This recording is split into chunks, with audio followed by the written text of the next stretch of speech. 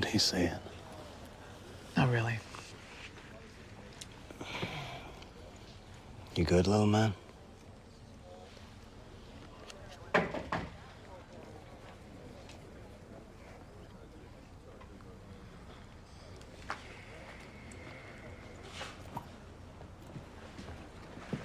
Shut the door, please. Sheriff Althea Jerry. Jax Teller. Jebs. I didn't realize this was a family business. Well, we're business partners, though. We run another place out of Stockton as well. I know. This is a rare occurrence for us. We run a legit, quiet business here. I get it. All your paperwork's in order, your permits are up to date. However, Mr. Haas, your employee's father, he's pressing assault charges. Well, we're gonna be